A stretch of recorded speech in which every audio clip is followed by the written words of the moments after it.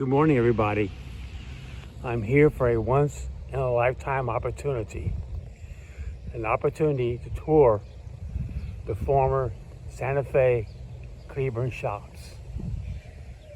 Here we see his iconic smokestack, the boiler house, which is still standing, although the boilers and machinery was scrapped out a long time ago. The machine shops and the admin office. It has not been used by Santa Fe since the 1980s, but Greenbrier Repair and Services is running the site today, and they've given us an opportunity to tour it. So I'm going to check in and we'll see what it looks like on the inside. But my thanks to Greenbrier Repair and Services for giving us this opportunity to tour the former Santa Fe shops. So we've learned from former Cleburne Shops employee Bob McAllister, this was the plant's fire department up until the 1950s. They used to have a fire truck or two located in there. Behind the door, on the other side, we found a generator for charging batteries. Here's a closer up view of the boiler house. There's still a whistle right there. Apparently they still blow.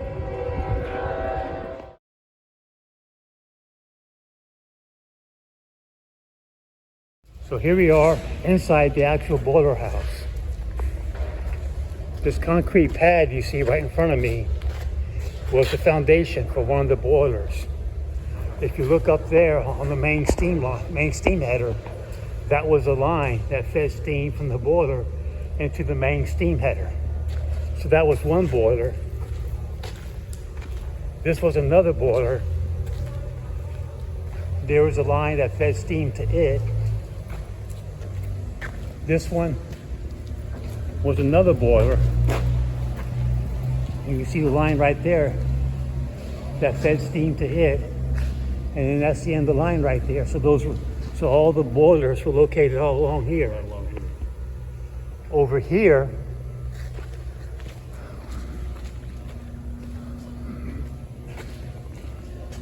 there's a huge air compressor, motor-driven air compressor. So, sir? Air compressor? It's an air compressor, yes, sir. Yeah, so it looks like on the side, the CP for Chicago Pneumatic. That's the big open frame motor that drove it right there. Never got to see that. I bet it was something to see when it was running. And these are the actual cylinders. Yeah, there's a name right there on top. Chicago Pneumatic.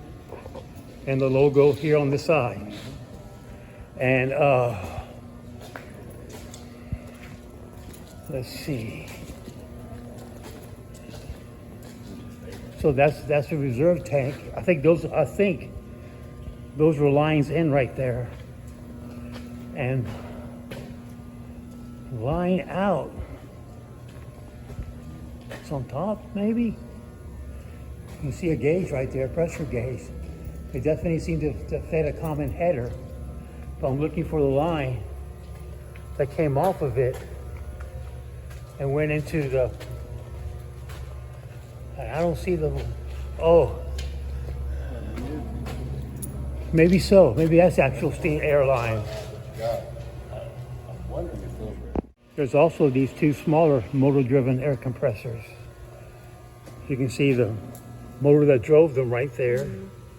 So there's one cylinder facing us, and there's another cylinder up at the top. And there's a exhaust line right there, and there's this exhaust line right there. They both fed into the main compressed air header.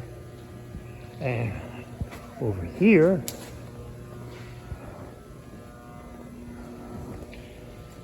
here's the nameplate. So it was installed in 1973.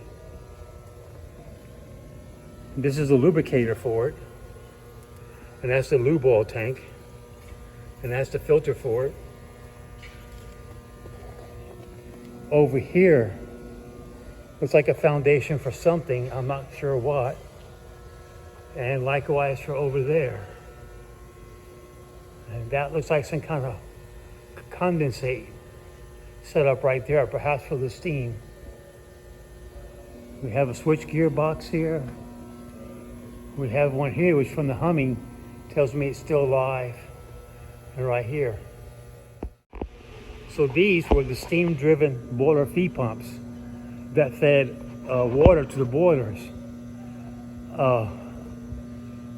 I think the ends that are closest to us were the centrifugal pumps, and the ones that are further away from us were the little miniature steam turbines with the, so I'll point my finger, with the safety valves that controlled them. But yeah, I'm pretty sure those were the boiler feed pumps that supplied water to the boilers. There's more switchgear up on the second level as well. Here is a shop crane that they use to lift heavy components for overhauls and for installation.